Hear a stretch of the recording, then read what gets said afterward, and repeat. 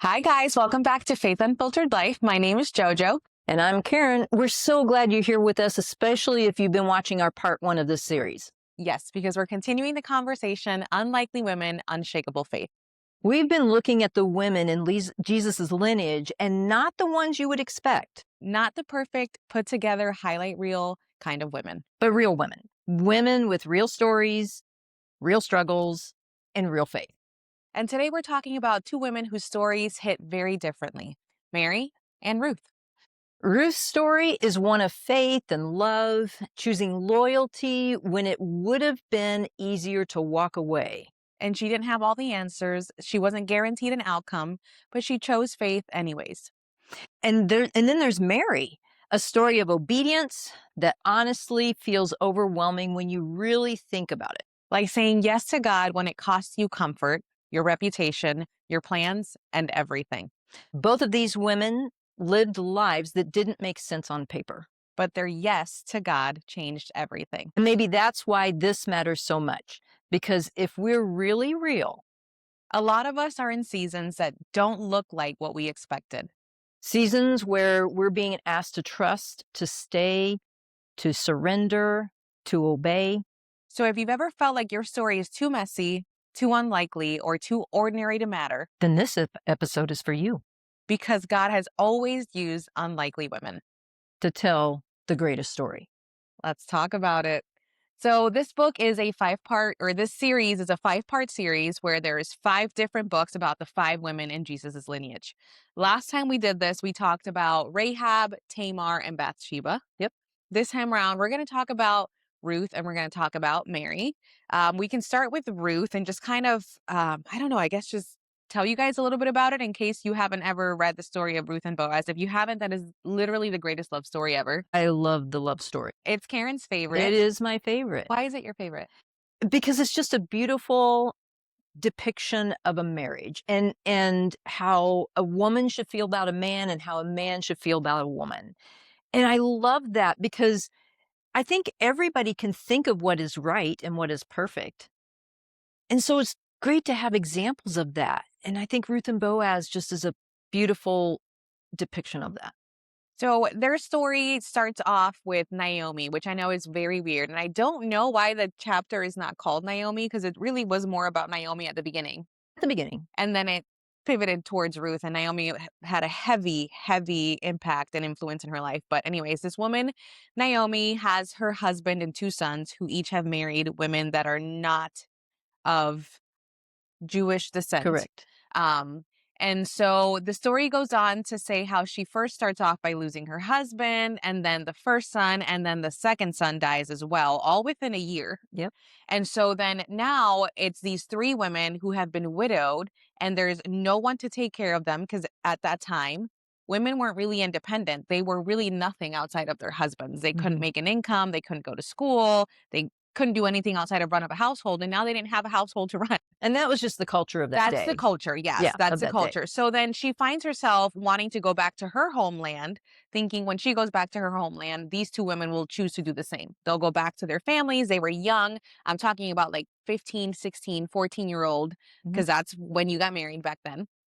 And so she's thinking, okay, as soon as I start making my way home, they're going to choose to do the same thing.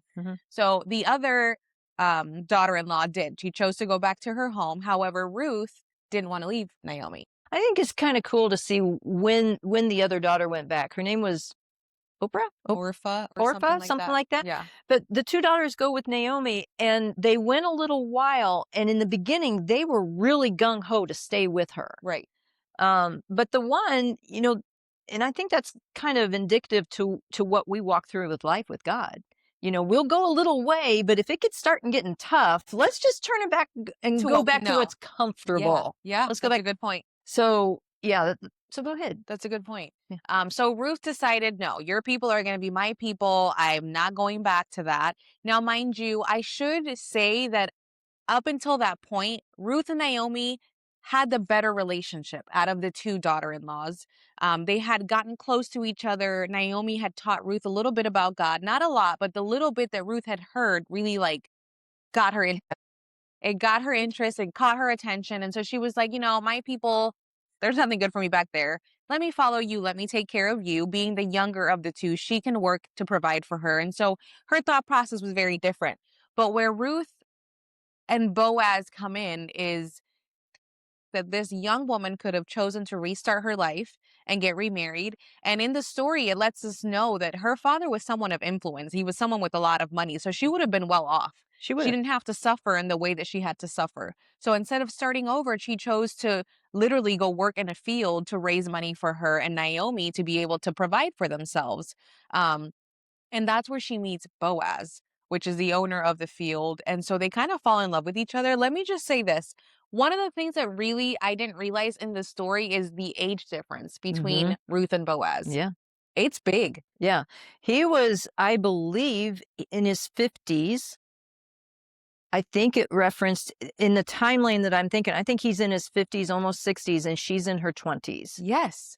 late 20s. I could have those numbers wrong, but it's that large of a It's a gap. big It's a large difference. gap. It's a very big Mhm. difference. That was one thing that stood out to me immediately. The second thing that stood out to me, being that the age difference, was the fact that she wasn't attracted to him right away. No, She respected him, right? He a was a good great man. deal. Yes. He was a good man. He was a God-fearing man, but she wasn't attracted to him in the physicality at all. Like he wasn't her type. The chemistry wasn't there in that way. And I laughed at that part because I'm thinking to myself, how many women kind of like Overlook the qualities of a man because they're stuck on the physical attribute. right? Because we're thinking it should be love at first sight, or Yeah. we're thinking that it should. That was one thing that stuck out to me. The other thing was that in that time, the culture was you didn't have to love your husband right away. No. You just had to respect him and Mhm. you would grow to love him. I can't tell you how many times I read that in that book and I was thinking to myself, what? No, I have to be in love first. Yeah. Yeah. Isn't that weird how But that was different? how that culture was, because back then, that's when, um, a man would come to the father of a household and say, "I would like your daughter as my wife." They may not have ever even met or Seen each other. seen each other, or he saw her from a distance and thought she was beautiful. Right. So the culture was just so much different and not really applied to today. But with Ruth and Boaz, there was like you said, she saw his characteristics, his qualities, and she respected, honored, and was loyal to him working in his fields because of the person he was. Mm-hmm.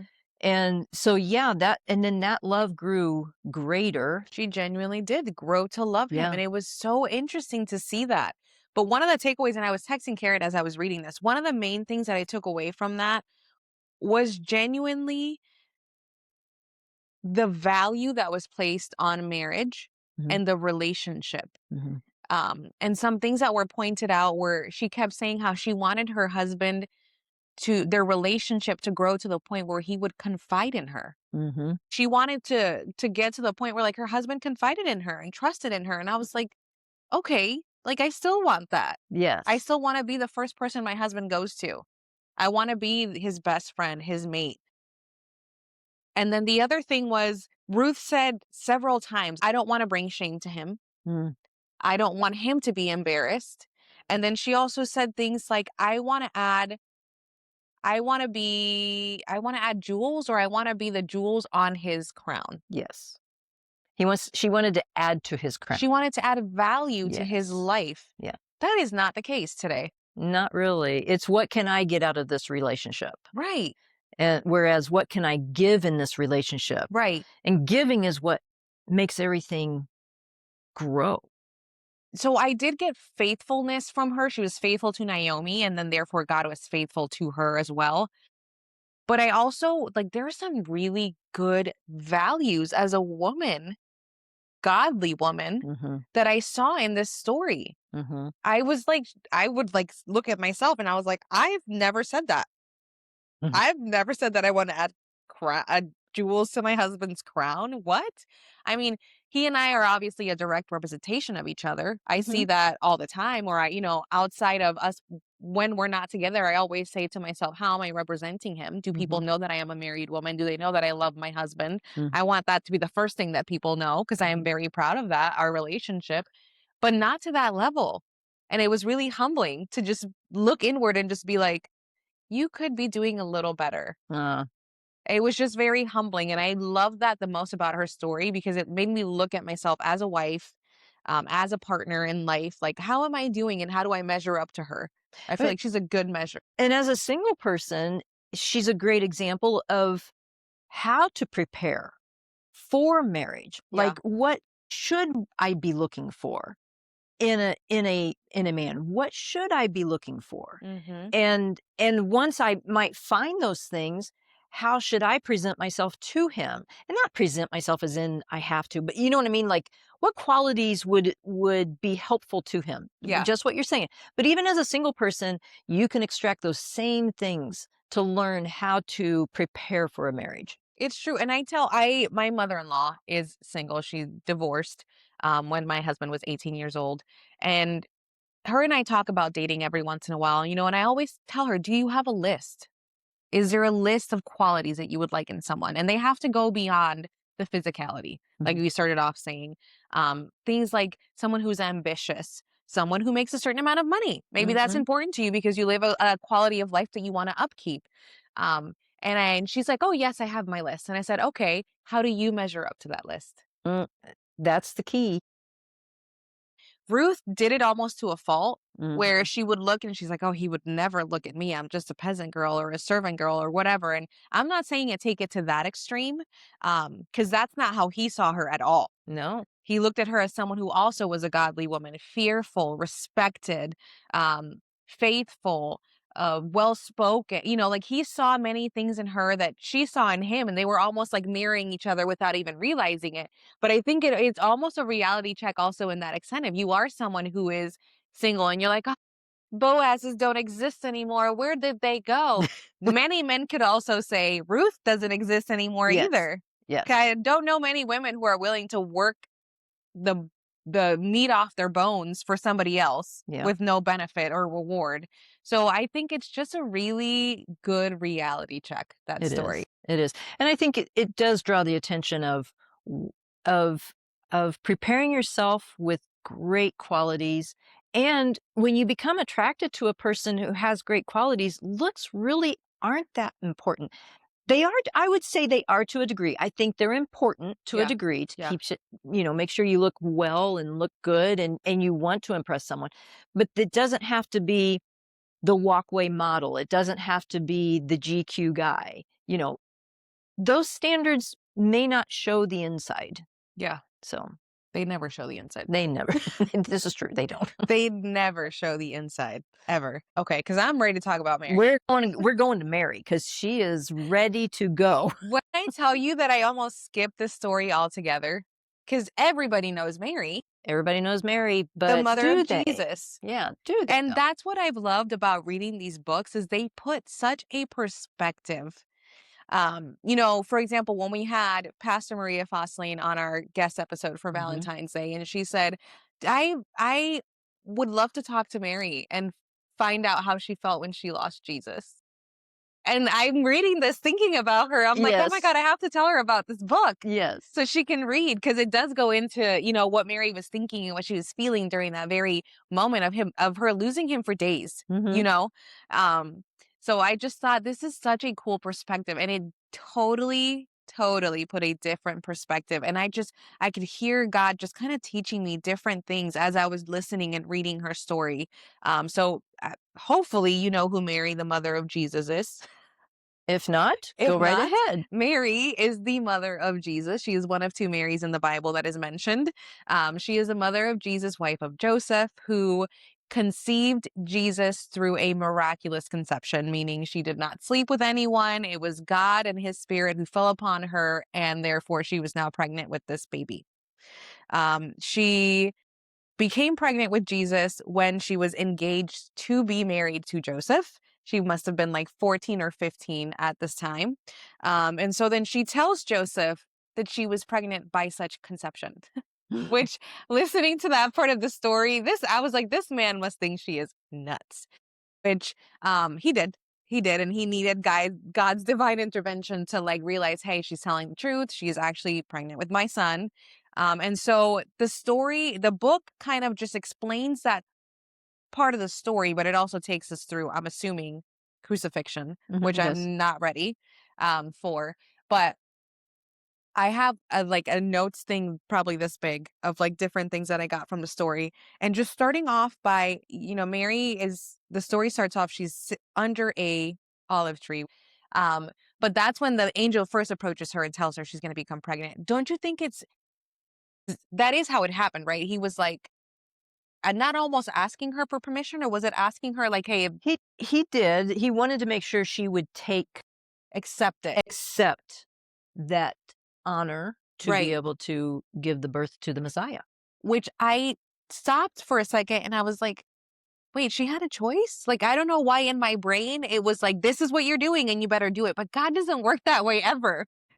Yeah. So I don't know why I just thought like she had no choice. No, no, she had a choice. She had a choice for sure. That blew my mind. Really? Blew my mind. Wow. Right off the gate, I was like, Yeah, so I'm glad that I'm surprised. Well, not surprised, but I'm like, I never thought about that because I am such a free will person. I'm totally free will person. no. Everyone has a free will. This is my other thing with these stories, and I'm so grateful for it, is I don't know why I have this like fairy tale approach to the Bible Mm, where like everything is divine and everything is perfect and it worked out the way that it should have, but like it's very much still a human story. it is. Yeah. And I just really brought things down to earth for me. Mhm. And I was like, oh my God, this poor girl, she had a choice and she was very much willing Mhm. to go through this knowing the risk, right? Like people would assume that she got pregnant really early, like before they got married, which was true. She did. And then, all of the reputation risks that she took on, the reputation risks that And Joseph took Joseph, on, yeah.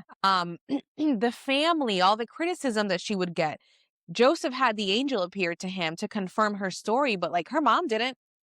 Mm-mm, His family didn't. We didn't even mm-mm. get to hear what his family thought because I just don't think they believed him.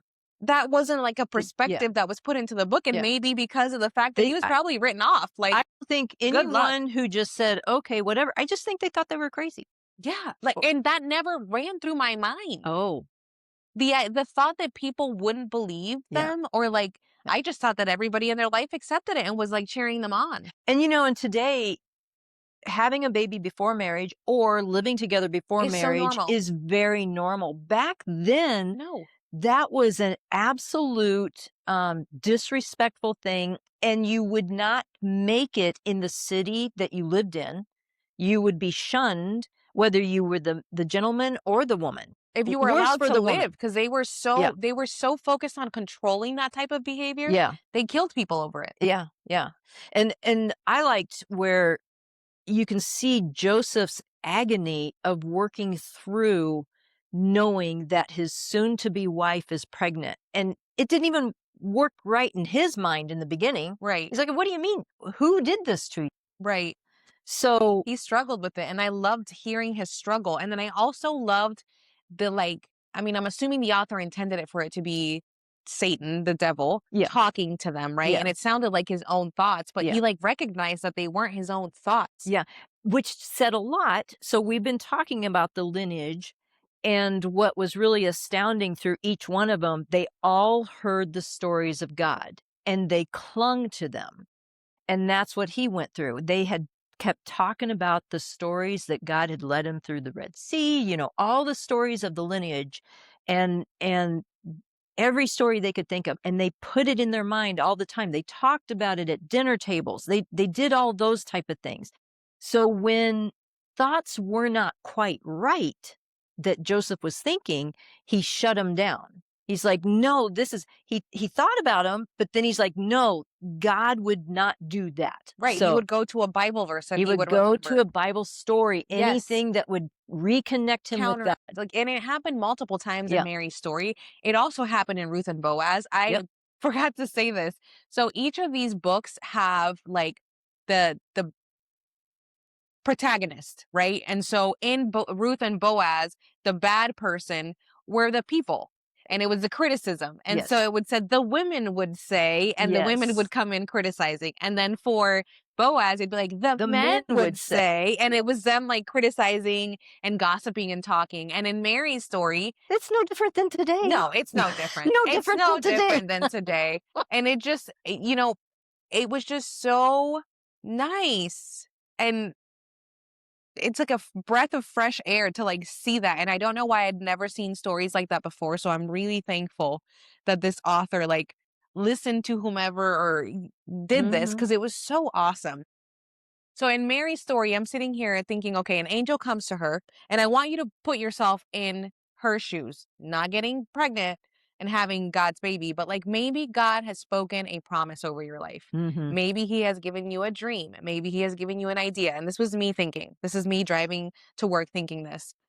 And so now you have the job of going through the process of growing this thing, right? This thing is growing in you, whatever the dream, whatever the motivation, whatever the idea is growing in you. So you start to envision what that's going to look like when it finally comes to fruition. And you picture birthing this thing, it growing. Imagine it being absolutely not what you thought, because that is exactly what happened to Mary. Yes. She ended up giving birth to this baby on some hay over poop Yep. in a dingy, dark, cold cave Yep. in the middle of the night. And she had no help from anyone except her husband, who she Who was didn't like, know anything yeah, about he it. didn't know what he was doing. So here I am driving at 6 o'clock in the morning thinking to myself, how many people would have given up on this dream that they've been birthing because things aren't looking the way that they thought it would play out? I think it happens a lot more times than not. I hear so many times about people, and even in my own life, where I didn't walk through something clear to the very end. And what if something was on the other side? I'll never know Or because I what if that didn't is take how that. God intended it and you just don't agree with it? And that's okay. That's true too. We have this idea that God is going to make things pristine and perfect, and we're not ever going to struggle or go through hardship. His son was born in a dark, cold, dingy cave over poop. And he was the ruler of the world. Yeah. Yeah. What makes you think He that was the we're, Messiah. yeah, yeah, he like the savior of the world, not the ruler, savior of the Savior. world. It's just like, I really was telling myself this, Jovi, what makes you think you're any better or any different? The point is that he is with you. Mhm. It doesn't mean that it's going to be perfect or without struggle. And he He's tells with you that all you. the time. He tells you that all the time. And He's you heard it in the story all yeah. the time. Like, well, Joseph would say it to Mary, and then Mary would say it back to him. When things weren't like, he was like, okay, why would he be born to a carpenter and a servant girl who could Mhm. barely provide? But then Joseph said it time and time again. Every time he had to leave his business and his home behind and start over, God provided. Yep. The Lord will provide. He would bring the business that he needed. He would bring the food to the table. Whenever they were starting off and nothing, they had nothing. All of a sudden, these three magi show up, these three wise men show up and like provide them with more than enough. It was just some of these things that I was seeing were so humbling to me. And they just put things into perspective, because I have this idealistic picture of what my life is going to be as a Christian. Hmm. And it involves me not struggling at all. Mm. That's not real. And that is not the That is Bible. not real. It's just not the Bible. So I was confronted with this whole week of like, where did you get that idea? Where did you get that idea? Like, why do we as Christians think that because we serve God, life all of a sudden is going to get magically better? It does get better. It This thing does turn around, and all of a sudden it feels like almost like magically, doors start to open, or like right at the nick of time, the check comes through that's going to pay for that thing that you've been needing to pay for. But that doesn't mean that it's free of struggle. it's not free of struggle. And I don't know why in my silly little brain, I've always struggled with the fact that like, why am I struggling with this? Why are things so hard? And it's like, okay, did you expect them not to be? And I really did. Mhm. Well, the Lord says there's going to be trials and tribulations, but my way is the easy way. So you walk through life challenges all the time. It doesn't matter what it is. whether it just doesn't matter what it is. If you have a financial thing or if you have a friendship thing and you said something wrong and things are going to pot, or if you have a struggling marriage, you're going to have people are involved with your life and people are very messy. Yeah. And whether it's your fault, someone else's fault, you just got to rely on God to walk you through it and he'll show you. Yeah. But it's just takes that extra time to say, okay, I can't do this in my own. Mm. I need you, Lord, to show me. I'm just going to just lay down here for a second, just take a break, and I'm just going to walk through this. Just show me the very next step. Yeah. The other thing that I got away from that is God's protection looks very different than what we expect sometimes too. Yeah. Yeah. Well, I think what you're pointing out is we expect it only one way. Well, God's huge. He can use all kinds of ways. Right. And most of the time it's not the way you expect. Most of the time it's something that came completely out of left field. And then retrospect, you think, oh my gosh, God led me through that. Right. Or And it that's what seems happened in the story with Mary and Joseph. When they wound up in a totally different town they didn't expect. She thought they were going to go one way, and Joseph said, no, we need to go this way. And she's like, that doesn't make sense. right. But they went that way, and it was the smartest thing. Well, God led Joseph in that. Right. And they didn't realize that it was because they had spared Jesus's life, but it wasn't until like however 5-6 years later. And I think that's very key. So in these books, I think what's so important about these books when we read these things, it's not about the story, the specific story. The story is very good and it'll capture your attention and you can walk through this person's life. It's like every time we talk on every one of these episodes and we tell you a little bit of our life, we walk through the life. But you didn't walk through our life, but you are walking through something that may be a little bit similar. And it's about when you read these books, it's about what character did they form inside themselves? Did they hear God? Did they spend the time to find out what the right steps are? And those are characteristics that we can adopt into our lives. That's why they're so important. Yeah. And there's a common theme in each and every single one of them. I know we've talked about Karen's journey of it being 11 years before God really like showed her which way to go and fulfilled something that he kind of gave her a little peek at and then was like, oh, okay, this is the whole picture and now it's time for you to get there. You can kind of see that, you see that in the story. So Mary gets pregnant at the age of 15, 14 Mm-hmm. with Jesus.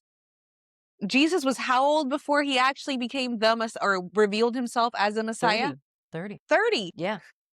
So 30, 15 she was probably 45 45. by Yeah. the time that she saw the Messiah that she had been promised at 15. Yeah. That's a long time. Now, she also really wanted to push that envelope too. Oh, yes. Jesus, Oh, it's time. yes. No, it's not time. Jesus, it's time. No, it's not time. Jesus, it's time. And the No. that I Like- kept hearing that, I was like, woman, shut up. You don't know what you're asking for. Yeah. Shut up. And she had no clue. She had no idea. If she had known, and this is another, I think, really key in our lives, if we were to know what is in front of us, we may not walk through What we need to. everything to get there. Well, we need to. And we God have is so to walk good through for that. God is so good for that. So now that you brought that up, the one moment that I literally shot up from my vanity, because I've been listening to an audiobook, Uh-huh. I shot up from my vanity and I pulled Leon and I was like, I need to talk to you about this right now. What moment is that? Joseph dying. Oh, yeah. So his father, his earthly father, dies before Jesus becomes Jesus. And this is weird what I'm saying, but like nobody knew about Jesus until they knew. Yeah. And this was 3 years of them like knowing him. And then he dies. Mhm. So you have the ability to do so much. Mhm. And you just stand there, whatever it was, and you are allowing this thing to happen, which I'm sure must have been very painful for him. Mhm. The self-control this man had his whole 30-something years on earth Mhm. is beyond my comprehension. So what you're saying is Jesus was at the doorway, Right. knowing that his earthly father, Joseph, Right. was passing away. Right. And did nothing. And he knew that this wasn't the time to reveal himself Right. as the Messiah. He did nothing. Yeah. which I could not comprehend. One, Jesus, self-control. Two, I would have lost my mind if I were Mary. And I think this is also another key where, when we talk about Jesus has walked through everything, he has literally walked through every emotion that we have. He understands where we're coming from. He understood his mother Mary in that moment, and he was exercising his self-control because he that's what he had to do in that Right. moment. I'm sure he must have wanted to do it for her. He must Yeah, have wanted to do it for him, for yeah, himself. Like, I knew that Joseph died, but I never looked at it that way. yeah, So I looked at it and I was like, oh my word.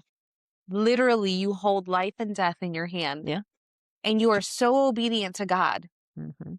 that you are holding yourself back from being able to intervene, And that's what he said, I'm here to do my Father's business. And he meant his heavenly Father. which is something that I also took away. Just mind your business and mind God's business. Yeah, Okay. Like, this man took mind your business to another level, yeah, to very true. another level.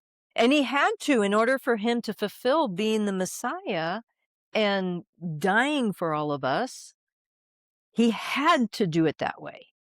If he had if he had not done it that way, we would have had a whole different story to this day. But like even Joseph makes in the story, you can see him making the observation because he would like study He Jesus. studied Jesus. Yes, I love that about him. He sat there and watched him. He would study Jesus to the point where like he knew the prophecy. So he Mhm. knew that Jesus was Mhm. going to suffer. Mhm. And that's something that Mary like refused to. I think it was like her motherly brain that I she was think like, that was mother. Yeah, that's no, a mom. that can't be it. Like, Yeah. yeah, that can't be it. But he knew, which is why he would always tell her, like, stop asking. He's not ready for that. Like, Mhm. no. And he tried to kind of explain it to her. And even when he tried to explain it to her, she like even still refused to acknowledge the fact that like he was not going to be accepted by everyone. He would have to suffer. Um, it just shed light on Jesus to the point where I don't and when I say relatable, I don't ever want you to think that I'm trying to bring Jesus down to my size. That's not what I'm Mhm. trying to do. Mhm. I totally understand that God is all knowing, all powerful, can be in all places like I understand who he is and I understand who I am next to him. But it just amazes me to see that he would offer up his son like that Mhm. just in order to be able to like understand me or get to know me or have a relationship with me in an actual relational level, not in a relationship of like I am God and I tell you what to do. It is a like I have been through what you have been through, Yes. and not only have I been through that, but we know the story of, the parable of God leaving the 99 to go get the one. But I think we often ignore that he gave up the one For for everyone. everyone. And it's Yes. not just the one, it is like the one Yeah. Yeah. for everyone. Mhm. And I don't know, I've just been so humbled by that story Mm. this week that I've told Karen, I've been in shambles all week. Like I read something and I'm like, oh my God, you're absolutely right. You're absolutely right. Joseph's story, we talk about Mary a lot, but Joseph's life in this book is beautiful. I loved reading about that. I loved where it talked about him spending time with his son Jesus, even though he knew he was God's son, and he would always refer to him as God's son, but he spent so much time with him and he knew who he was. He loved watching Jesus with his other brothers and sisters and talking to them. And I thought it was really cool when he saw Jesus speaking in the synagogue and he said, he speaks the words like no other man has spoke. So Jesus would teach in the synagogue and Joseph heard his voice like it was so smooth. It was him. It was like real. He noticed the difference in him. Yeah. So I really appreciated that because I never even thought about that. Those are one of the things I didn't think about. I didn't think about Joseph playing with Jesus, as a father son. Of course, Jesus had to grow up. He had to walk. He had to crawl. He had to, run around. He learned his carpentry. He learned his dad, his earthly dad's business. He Yeah. was a carpenter. Yeah. But I never really thought about that relationship, and I really appreciated that. Yeah. I thought that was cool. The whole story was very humbling to me. I haven't finished it. I haven't made it to the end. Um, I I think don't I've been know if it's a delaying good that. thing for you to get right now. I've been delaying that so much because I just cannot. I've so much enjoyed listening to Mary's thought, how she was surprised at the fact that he was just a regular old baby, 10 Just toes and 10 that's fingers. it. And I laughed at that part because I was like, yeah, you're right. I would expect him to come out flying or something, Yeah, you know? yeah. Like, nope, he's just a baby. He was curious, but I also love the fact that it talked about how her pride was hurt a little bit when Mhm. she realized that, like, Jesus wasn't good because he was anything like her Yes. as she started to have more children, which I did not know she had that many. Oh, you didn't? No. Okay. Yeah. Well, Like, is another 5? I thought it was just Jesus and James. Oh, So when I realized she had a ton more, I was like, "Okay, and girl, twins to you boot. got busy." Yeah. But, it would just kinda gives a little insight as to, like, how it humbled her seeing her other children and how they weren't of easy temperament, and they Y weren't as kind, and they weren't as yeah. considerate, and she was just kinda humbled a little, like, Yeah. "Oh, okay, so Jesus is good and it has nothing to do with N me." I was like, "Ugh, I could relate to that." Yeah, Yeah, yeah. no, it has nothing to do with you. I thought that was really funny how it, like, kinda put perspective on that because I could never imagine raising Jesus. I cannot imagine that either. Like, I really can't. Even after reading that, I don't know. I can connect a little bit, but I can't. Like, I know that God is all-knowing and all-seeing and he's paying attention to us, but, like, I'm sure she got extra attention. Yeah, You know what I mean? Like, I'm sure that he was probably. watching, Yeah. which is just it just speaks to her character too, because to be chosen like that is insane. It's amazing. That if you guys ever get a chance to read this series, please do. I am gonna include it in I'm gonna try to tag it in one of our posts, find the author if I can and tag her, but also tag it. And if you guys want to just leave a comment below this video and I will make sure that I email you directly the link to the series because I found it all in one book. But you have to leave a comment. Otherwise, I don't know to email it to you. Mhm, We'll chat. mhm, I'll get your email, but you got to leave a comment. mhm. Um, Anything else you want to add before we check out? Well, out of the 5 women, who did you connect with the most? Mary? Um, no, I enjoyed reading Mary's story the most. I gotta say that I connected with Bathsheba the most.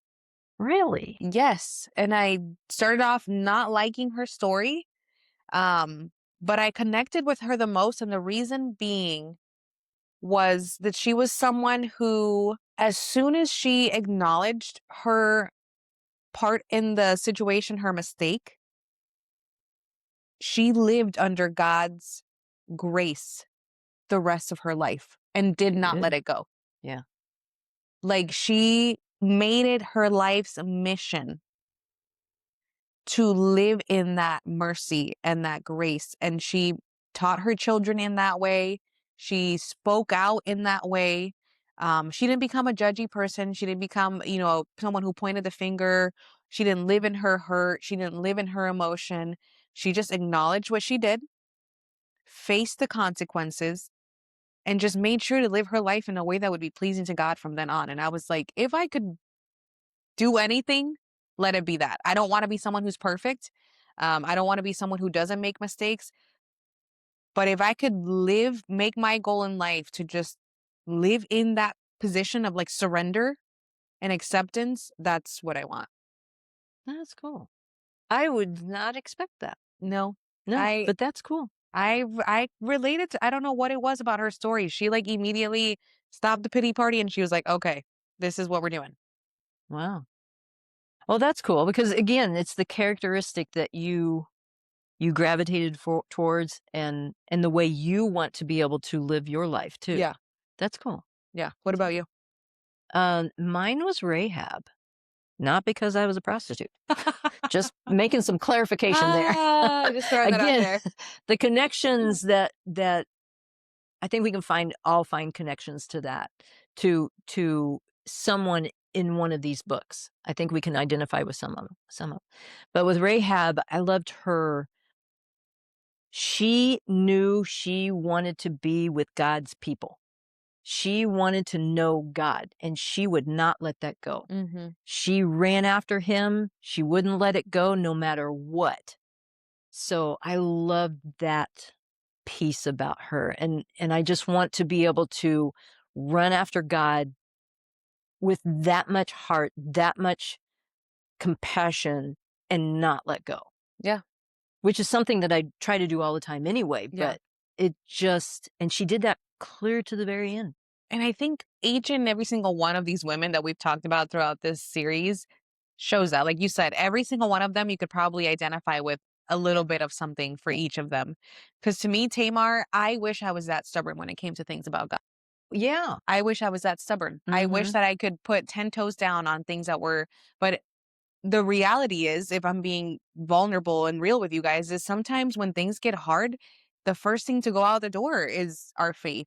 It And, is. the things that we've learned from lessons in the past. It's almost as if we were insane and just want to go through the same thing over and over and over. And God's like, we just went through this. Mhm. Mhm. I thought it would get easier, but it doesn't. So I wish I was as stubborn as her. As Rahab, I wish that I was as bold as Rahab. She was bold I wish that I was as bold as and Rahab. cunning, like, she knew how to maneuver through everything. Because here you are, a prostitute with pagan gods around you, and you dare talk about God? Do you know how many people would not? Yeah, Because and they would be scared at someone pointing the finger, or they'd be like, "What are you talking about? You're a prostitute." yeah, and she Did not silenced care. anyone. If you walked in her house, you were not allowed to talk about any other god. She did not care, She and her boldness is something that I'm like, "Okay, girl. All right." And Bathsheba, as soon as she stopped feeling bad for herself, she was my girl. mm, Because I could not stand it. yeah, I I know. think that's what drove me crazy, was she was like, "Poor me, poor me, poor me," and then I was like, "Girl, what is going on?" But as soon as she embraced that and she surrendered, I was like, okay, now you're talking my language. Her surrender was probably the best one out of all of them. And I think Yeah, that's why I like her story the most. That's been my word, surrender. And Ruth is just, she's someone I want to be. she's just a I beautiful want to be Ruth when I she grow up. I do. I want to be Ruth when I grow up. She was just so, and kind, yes, loyal, always always thought the best of everyone, and she shielded herself from the people that weren't the best to her. She just kind of made herself disappear. right. She specifically chose her community. Yeah. Like, she made sure Intentional about the she people was around her. very intentional about the people she had around her, Yeah, and and I she think knew that's very important. she knew the narrative that was being talked about her, and she didn't let that affect her She did not. because she knew that wasn't her. It wasn't her. And she was gonna not prove herself to them, but she was gonna prove them wrong. And there's a difference when you're trying to prove yourself to someone or you're trying to prove them wrong. It's different. And so you can ruin yourself trying to prove yourself to someone, but if you're proving them wrong, you're staying true to who you are. You're staying totally tr yes, that is good, and that's what she did. You're staying And true to who so you are. kind and sweet. Like, even when they came back around, never heard anything from her Yeah. that was, "Told you so." Right, right. Oh, She now you just like me. yeah, now you like yeah, She that's a good became the way to put richest lady in town. Okay. yeah. Ran her house, minded her business. And Mary, I mean, Mary's obedience is beyond me, honestly. It is Her beyond me. willingness, yeah, and her obedience. Yes. Her obedience is beyond me because even being his mother, that man would speak and she'd be like,